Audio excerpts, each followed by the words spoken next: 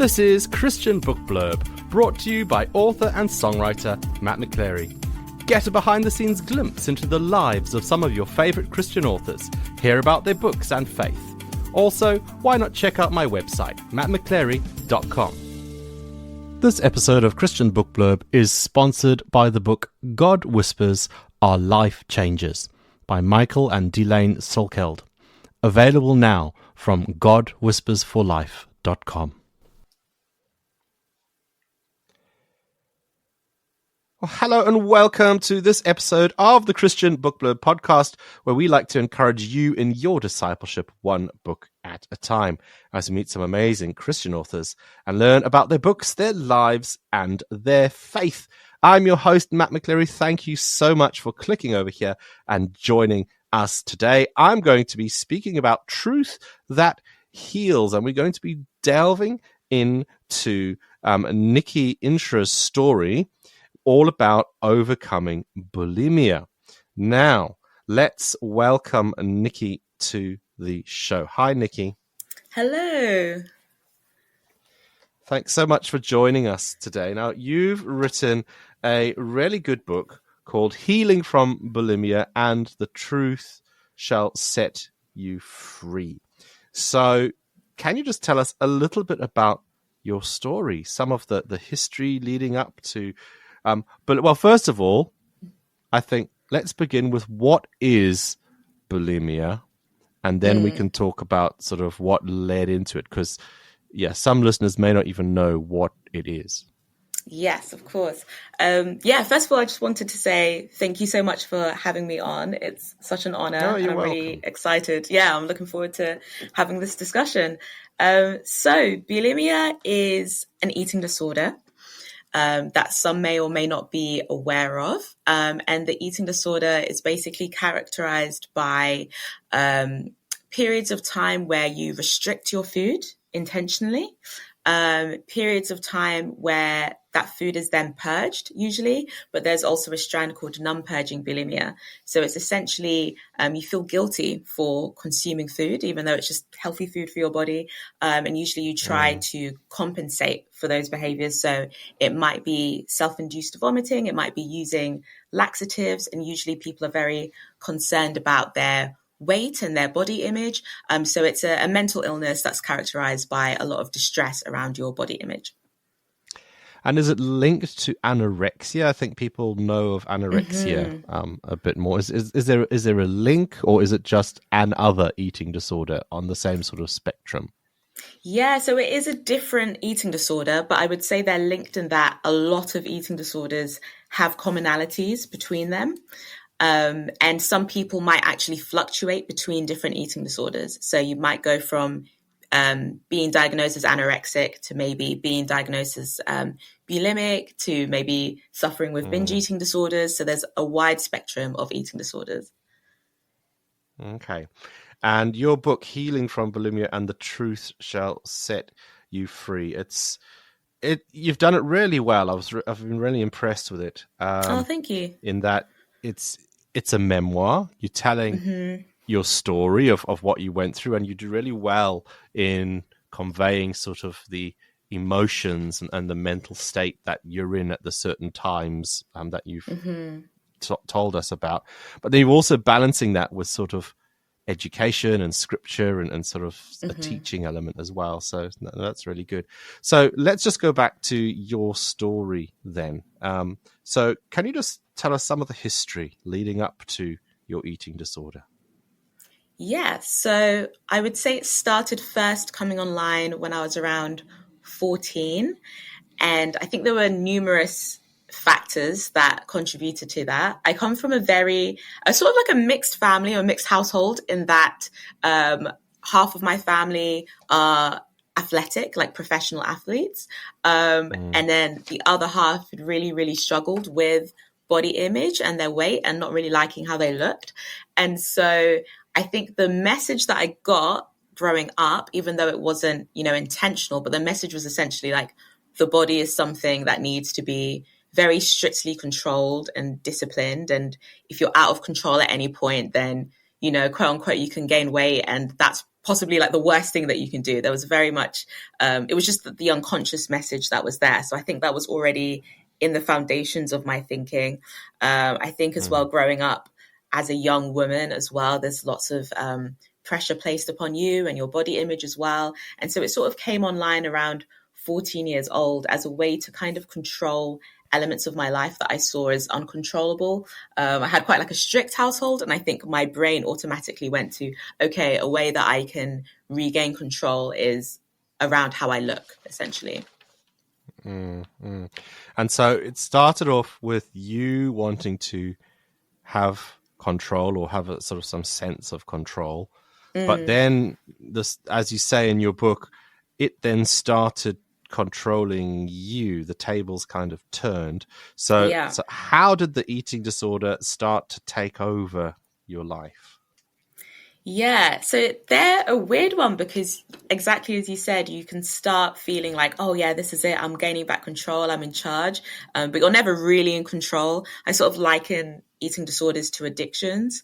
There's a point at which the tables really do turn. And for me, that came in, it really stole a lot of my concentration and my autonomy. So this was when I was in school, about 14, 15. It would be situations where, you know, I can't concentrate in class or revise for my classes, literally because I would be so hungry because I hadn't eaten in however many days, or that day, for example. It would control how I spent time with friends. And also what's really, I think, quite insidious about them is that it really just takes over your mind. So every single moment I'm thinking about how to cut calories. I'm thinking about, oh, I look really awful in this. I'm always trying to, you know, fix something that was never really an issue, but it just completely takes over your mind, your time. You know, I wasn't going out with friends, that sort of thing. And you also speak about in the book where you were wanting help, but lots of things got in the way of you actually speaking it out loud. And there's one instance where you wrote a letter that you were going to give to a doctor, and it's a fantastic letter, and I'm reading it thinking, yes, if the doctor sees this, you're definitely going to get the help you need. And then you say, oh, well, I never sent that letter. And it was just like, So what were some of the barriers that kept you from seeking help, even though you kind of wanted it? Yeah, there were so many. I mean, the first one was racially, in terms of the school I went to and my upbringing. So I'm a Black woman, and I grew up in a very sort of like Caucasian environment. And I think, unfortunately, there's still a stigma around eating disorders, and they're still viewed as very much like a white woman's disease, which isn't true. Like, it affects people from all different racial backgrounds, all different class backgrounds. But in terms of the representation, is actually not really there for Black and brown bodies, especially on films and things. You get sort of the stereotypical image, don't you? Yes, definitely. And even when eating disorders are represented, I would find a lot more narratives around anorexia and around being very slim and underweight. So it was a mixture of being a Black woman and I wasn't physically underweight, which I think is quite important to mention. With non-purging bulimia and bulimia in general, the danger isn't necessarily from being physically underweight. It's more the mental illness. It can lead to depression. And there were points where I was very suicidal. It has negative impacts on your heart, and on all sorts of internal organs because you're not looking after them properly. But I think something that stopped me was saying like, oh, I couldn't possibly have an eating disorder. I'm quote unquote overweight according to BMI, which isn't necessarily the best indication of your health, right? Or I'm a Black woman and people are going to see that and think, oh no, you don't have this issue. There was a lot of shame, I think, around my actual physical weight, around my faith as well. I think I had sort of interpreted Christianity as meaning that I shouldn't have any issues, or that my eating disorder was a reflection of my lack of faith. And so almost speaking out about the eating disorder felt like I would be being like a bad testimony to God. Yeah.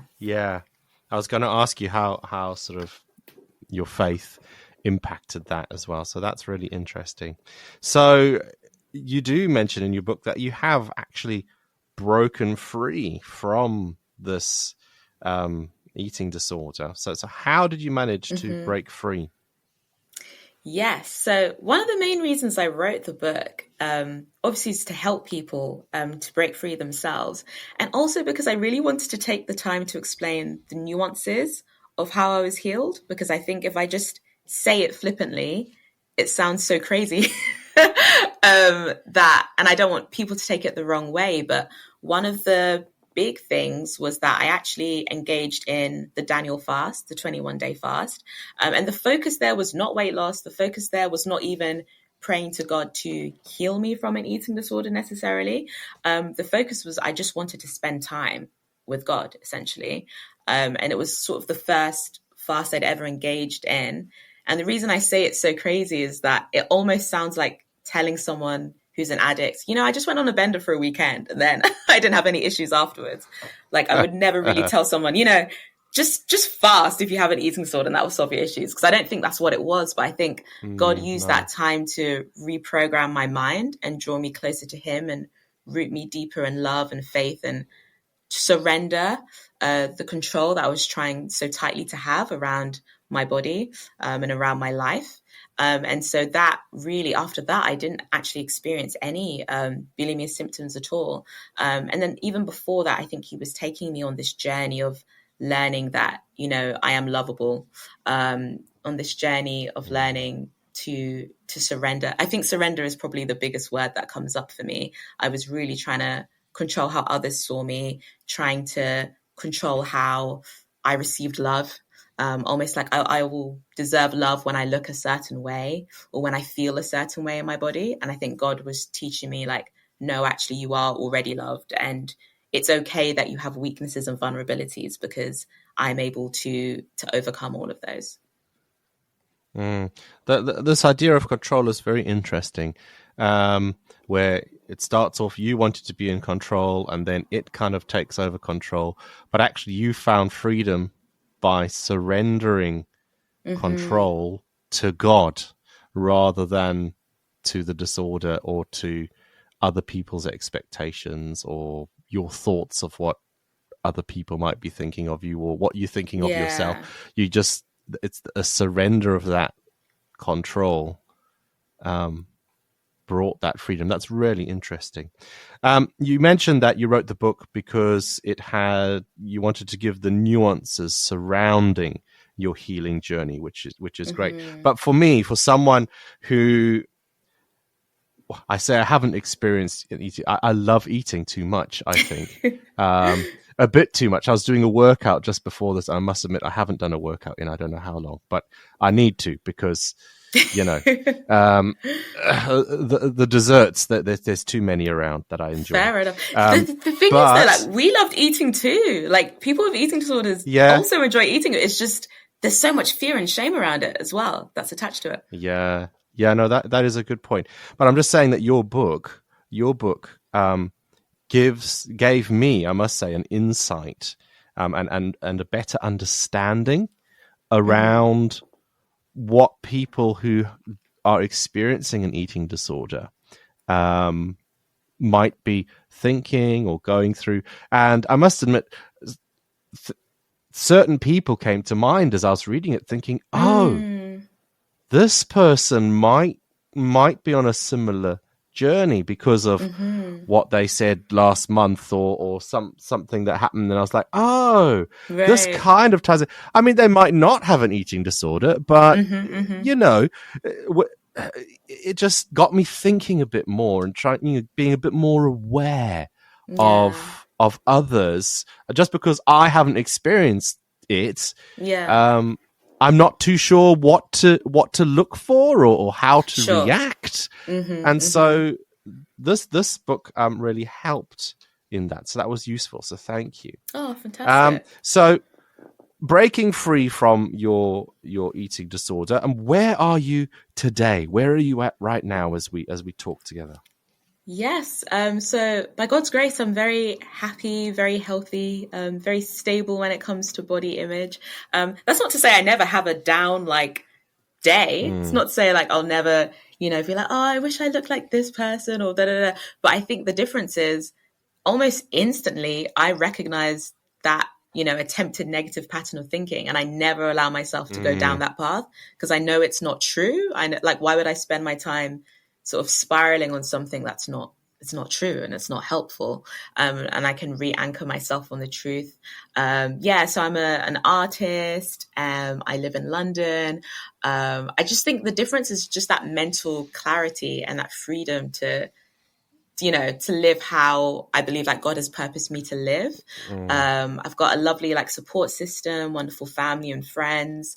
And yeah, it's actually funny because I think if I hadn't written this book, I probably wouldn't spend much time reflecting on eating disorders or being in that space.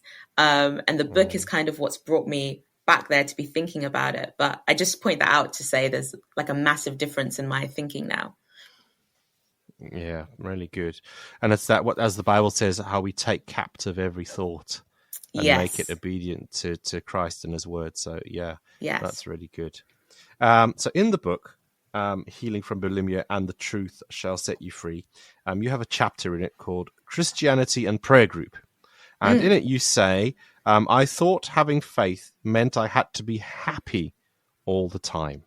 But then your experience was you weren't happy all the time. So could you just explain, well, if faith isn't being happy all the time, what is it actually? Yeah. So for me, faith is an unshakable foundation in what God says, in God's word and what he says, that looks at it with all the nuance and complexity of the Bible. Because I think sometimes we take things out of context. So we look at verses that say, do not be anxious about anything. And then the second we feel any kind of spike of anxiety, it's like, oh, that's it. I don't have faith, or I'm sinning against God because I experience anxiety. But I think I'm really learning to, look at the Bible as a whole. I'm reading Psalms at the moment.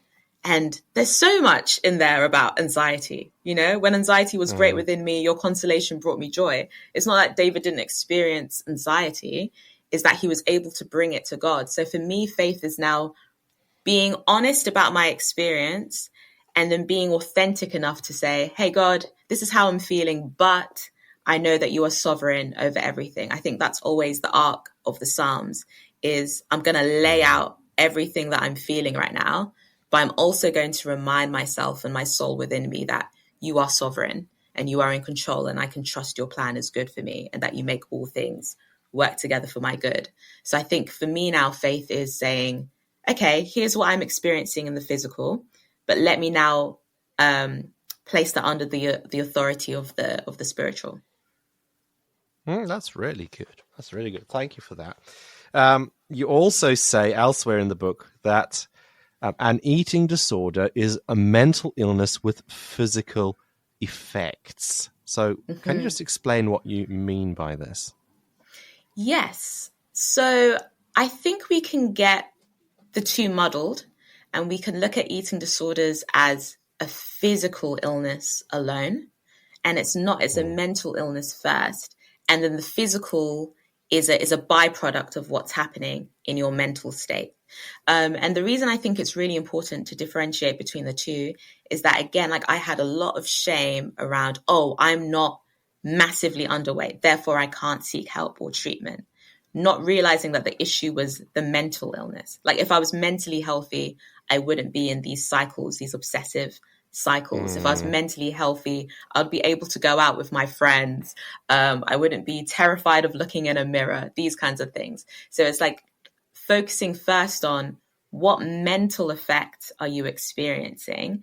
And then, yes, some people gain weight, some people lose weight, some people stay the same weight, but that's not the important thing. It's always the mental that needs to be tackled. In the book, you dig into this. You've already mentioned the Psalms, which was really helpful. But does the Bible have anything to say about mental illness? Because I think one of the things in the book you were saying was when you first sort of thought about, oh, well, mental illness, it must mean I'm failing as a Christian. The Bible doesn't really talk about mental illness. So therefore it shouldn't, if I have it, therefore I'm not doing very well. But what does the Bible have things to say about mental illness? Yeah, I definitely think so. And I think it took me a long time to realize this. I think one of my key verses, and it's something that I mention a lot in the memoir, is my grace is sufficient for you, for my power is made perfect in weakness. And I think for me, that's been such a grounding verse because I'm going, oh, actually, not only is my weakness okay, but it's the place in which God's grace is sufficient. So I don't need to hide, oh, I'm having mental struggles, because God's grace is bigger than any mental struggle. So I think for me that verse has really stuck with me and stayed true. And then another thing that I felt like I got revelation around was just how Jesus operated and the different types of afflictions that he healed and was willing to heal. And they weren't all physical. Some of these, the language used would have been, someone is demon possessed, right? And so like in the book, I kind of talk about maybe the different levels on which we can see that language. So yes, there's the spiritual, but then there's also, now no one would ever say someone's demon possessed in a more like secular Western society. But you would use words like fighting your demons. Would use words like they're losing the fight against this kind of mental illness, right? And so when I see Jesus interact with these people who are demon possessed, I see him healing mental illnesses. He talks about saving a boy who would throw himself into the fire. He talks about saving a man who lived in the tombs and would cut himself. Like, to me, that's a self-harmer. That's someone with depression, right? And which is something I used to engage in as well. And so for me, like, he was going around healing not only physical, but mental illnesses. That's really interesting. And we also get characters in the Bible, don't we, who have sort of signs of mental illness. I'm thinking of, is it Jonah, after he was really cross because God actually saved the city that he went to, and then he sort of went to depression and sat under this tree and sort of just depressed. And was it Elijah as well? I think he had moments of depression, running away from God and anxiety attacks and all sorts of things. Yeah. One of them is definitely saying something along the lines of, that's it, I'm done, just take my life now, Yeah. I wish I was never born, all that kind of thing. Yeah. And God had very different responses to both of them, I think, depending on who they were as an individual. So I think also healing can be very individual. No, that's a good point. Just before we have a short break, could you share with our listeners some of the things that you found helpful in overcoming your eating disorder? Yes. So the first thing I would say is to keep trying, because I really do believe that healing is possible. And just because you try one avenue and it doesn't work doesn't mean a different avenue is not going to work. For me, I think opening up about the eating disorder was really useful, because the eating disorder had kept me so shrouded in shame that it wasn't until I started speaking about it that some of that, those boundaries, those kind of shackles were able to be released. I think that honesty and authenticity with others and with God is actually what enables you to start stepping into freedom. I'm thinking of things like I don't know what the word would be, like maybe the mantra, the list that the Alcoholics Anonymous have. And one of them is, being honest with myself, with others, and with God. And I think that trifecta is so important. And once you're honest with one, I think you can start being open to be honest with others. And then once you're open, you can start getting a support system around you that might look like treatment from an eating disorder specialist center, but it might also look like therapy. It might also look like journaling, whatever that is. But I think having a robust support system around you. And then one thing I always say, like at the beginning, especially of the journey, I think it's quite important to do, is to make a commitment and do that in a very physical, tangible way by maybe throwing away items that have anchored you to a false identity of an eating disorder. So a lot of people have apps installed on their phone, apps that track your weight loss and every calorie that you eat. delete the apps. If it's social media accounts that you're following that are really triggering, or books or whatever that is. But I think you know what those things are that you turn to maybe trigger you or to enable you to do these things. And I think throwing them away is useful. One thing in the book that you mentioned was that when you were throwing things away, I think it was your parents' bathroom scales. Yeah. I think you chucked those in the bin. You thought, oh, well, I've never seen any of them use the scales, so they're not going to miss them. So whoop, into the bin they go. Yeah, that was... It got to that point. I was like, we need to make some drastic action here. Yeah. No, that's good. Oh, thank you. That's really helpful. We've been chatting with the author, Nikki Nhyira, all about her book, Healing from Bulimia and the Truth Shall Set You Free. Now, I'll be back chatting with Nikki more about her life and her faith just after these, so stay tuned. God Whispers Are Life Changers, a book by Michael and Delaine Sulkeld, is an incredible true life story of Michael and Delaine, an ordinary couple who listened as God led them from joblessness to starting and growing a business, then into ministries that have taken them from underprivileged neighborhoods in the United States to rural villages and orphan care in sub-Saharan Africa. It is a story of life lessons by example, of the elation and frustration in starting and growing a business, interwoven with heartwarming and heartbreaking stories of serving in their community and abroad, and how God led the way in it all. God Whispers Are Life Changers by Michael and Delaine Sulkeld is described as a must-read for anyone looking for God's direction in serving others. It is available now from their website godwhispersforlife.com, as well as on other online retailers. Do grab yourself a copy today.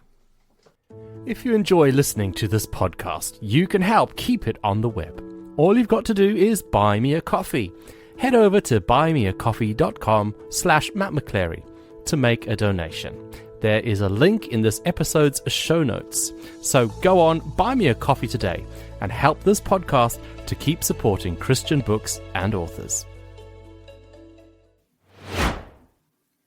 Hi, welcome back to the Christian Book Blurb podcast. I've been chatting with author Nikki Nhyira all about her book, Healing from Bulimia and the Truth Shall Set You Free. We've had a great discussion all about the topics in the book before the break. But on this side of the interval, Nikki, we like to, get to know the author a bit is what I usually say, but I think we've got to know you quite well already through what we've been talking about. But let's go for it. What do you do for fun? Yes, I am restarting to learn how to play piano. That's been fun. Hey. It's really, really fun. I used to play as a child, and then I stopped when I hit grade 4. I don't know if it's the same now, but grade 4 was the point where the theory started to get really serious. And I was not very good at theory at all, and I kind of stopped, and I was never really practicing. But I'm sort of just getting back into it for fun. I'm learning how to play Bohemian Rhapsody at the moment. We're halfway through. Oh, and it's wow. Very fun and very exciting. I was just about to say, have you gone right back to the very beginning, like Do Re Mi kind of stuff, or not even? I mean, I probably should. But Bohemian Rhapsody is pretty serious stuff. I know. I mean, I'm playing, my version of it. I'm definitely not hitting every single part. But I think just kind of learning how to enjoy hobbies again is fun. I do a lot of dancing as well. Not at the same time as you playing the piano. Not at the same. I mean, that would be cool. Yeah, it would be interesting. Yeah, it would be. Yeah. That's the next challenge. Yeah, no, really good. And what you do, you briefly mentioned that sort of what you do as a job or a career. What are you involved in? Yeah, so I'm actually a performer and a writer and a lecturer. So I teach theatre and I teach playwriting and sort of creative writing, that sort of thing. And generally just help people tell stories is what I love to do. Okay. So storyteller in all sorts of different creative forms, in a way. Yeah. Yeah. Good. I could see that. That comes through in the book.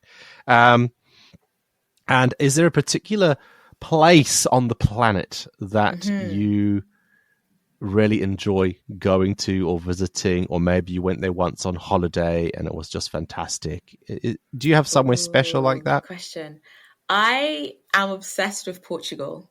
I don't know what it is, Ah. but I love it. Have you been? No, not Portugal. I've only been to like Portuguese restaurants, but I've not actually Okay. been to the country itself. You should go, 'cause the food will be even better there, you know? So, yeah, I love it. I don't know what it is. I went there for a few years ago with a few friends.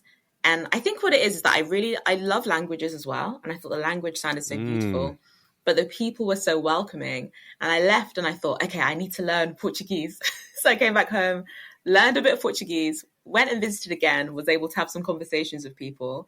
And I'm hopefully going to go again next month, actually. Oh, wow, wonderful. When you say learn Portuguese, was it like using the Duolingo app, or was it sort of a bit more serious? I was a Duolingo fiend for ages. And that got me to a pretty decent level. And then I got bored of it. And then I started listening to a few different podcasts. I got myself to I would say, a decent level. And then I think I've fallen off it for quite a while now. So I need to get my practice back on. Do you like hot drinks or cold drinks? Ooh, hot drinks. I like tea. And I was going to say, what's your go-to? And is that a normal sort of English breakfast, or do you do sort of these infusions of, like peppermint or green tea or stuff like that? You know what? It's just a boring breakfast, builder's breakfast. Yeah, that's it. and does it have lots of sugar in it, or no sugar and no, milk? Literally just the builder's breakfast and then some. So I'm a sort of a cheap vegan at the moment. So I was vegan for quite a few years, and that was something. Okay. Oh, I didn't mention earlier that was sort of part of the eating disorder recovery journey. And now I'm a bit more open and flexible, but I usually will just have like a soy milk or an almond milk because I prefer those milks now. Okay. Have you got any family? I know we've talked about sort of relationships with parents and things in the lead up to your story kicking off, but what about now? Yeah, so I'm the eldest of 4 children. I've got 3 younger brothers. So I'm the only girl. Right. And we're all very close, which is lovely. I went to see them this weekend, which was really nice. Hadn't seen them in a while. And I'm actually, this is a really interesting question because I'm actually on the journey of reconnecting with a lot of family. So when you were asking about places I like being, my other place that immediately came to mind was Ghana. That's where my family are from. Okay. And I was able to travel to see some family I hadn't seen in decades a couple of years ago. And I think slowly those connections are being rebuilt. So that's lovely to see. Oh, lovely. Yeah, that is great. I'm from Zimbabwe myself originally. So yes, I remember. An African connection there. Yeah, I love that. Do you go back often? I did like you, I did when I had family there. But all my sort of immediate family have now left the country, so I haven't been back in a long while.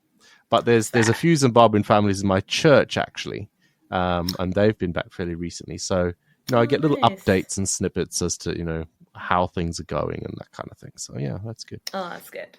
What is the Holy Spirit doing in your life at the moment, or has the Spirit put something on your heart that you're particularly thinking about or learning about at the moment?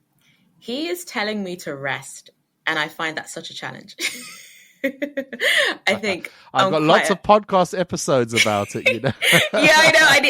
I need all the help I can get because every time I'm going to him and saying, "Okay, what next? What next, Lord?" He's like, "Yeah, just rest." I'm like, please give me something more tangible. It can be more so concrete. hard, can't it? Yeah, I want a roadmap. I want something to do, and he's just actually really telling me to take the time to rest in him. So that's what I have to do. Yeah. So yeah, one particular episode, I think it's episode 40. It's called "Understanding Rest as Worship" with a guy who's involved with like music and stuff called Sam Hargreaves, and he's written a good book called "The Rest Is Worship." That's the name of his book, and something that I learned from that, which I hadn't before, was he talked about this thing called active rest, where rest doesn't just have to be sitting and doing nothing, or sitting and watching Netflix. Therefore, I'm resting. But you can, just by doing something different that you don't normally do, can still give you that sense of rest and release, even though you're still doing something. Yeah, okay. It's like an active rest rather than just sitting and letting the world go by kind of rest. That's so nice. No, that was interesting. Anyway, there we go. I thought I'd just drop that in there, and a little plug for episode 40 if people are interested on the rest topic. Have you got anything coming up soon? Are you working on another book or project, or, it might not be a book, it might be something theatrical. What are you working on at the moment? So at the moment, I've just finished writing a script, actually, a screenplay, which is my first ever screenplay. So I'm really excited about that. I'm at the process of sharing it with some industry professionals and getting back lots of feedback and seeing what I want to tweak about it. And I'm also, so this one is more, I'm thinking about it, but I would really love to see how I can bring that into fruition at some point. But I'm really interested in this concept of applying theology to performance.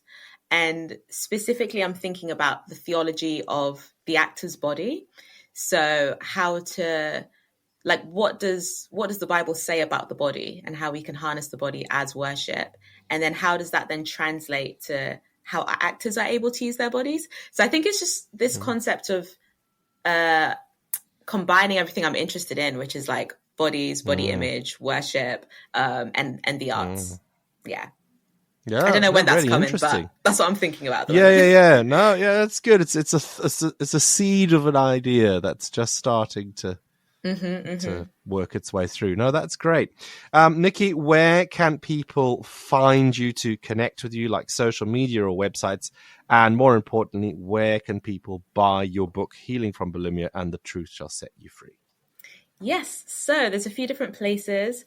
On Instagram, I've just recently started a new page called the Surrendered Recovery Project. Surrendered Recovery Project. And on there's updates about the book, and also just some inspirational thoughts and insights around body image, just to help people through recovery. I have a YouTube channel called Artist Archives, all lowercase, 2 words, and you can find me on there, usually talking about whatever creative project I'm on next. And I have a new, quite a small, but it's very exciting, a podcast called The Artist Theology, which I can send a link to as well, talking about the relationship between art and faith, because they're my 2 favorite topics. And in terms of finding the book, it is available to purchase on Amazon, wherever you live, really. Wonderful. So I'll pop a link to your new Instagram page on the episode show notes so people can connect with you and find out more about you that way. That just leaves you to say thank you so much, Nikki. Thank you for your time. Thank you for coming and speaking about your faith, your life, and your journey as well. It's been a joy speaking to you today. Thank you. Thank you so much for having me. I loved it. I just want to give a really big thank you to the sponsors of today's episode. This is the book God Whispers Are Life Changers by Michael and Delane Silkeld. That book is available now from their website, godwhispersforlife.com. Do go and check it out. And thanks also to you for listening to this episode of the Christian Book Blurb podcast. Don't forget, we come out on the 1st and the 15th of every month, so it will only be a short few weeks before I'm back again speaking with another Christian author all about their books, their life, and their faith. So to encourage you in your discipleship, one book at a time. So do join me then. I look forward to having the pleasure of your company really soon. Thank you. Goodbye. Thanks for listening to Christian Book Blurb with your host, Matt McChlery. Do give it a like, give it a share, and let your friends know all about it. We do hope to see you again soon on another Christian Book Blurb.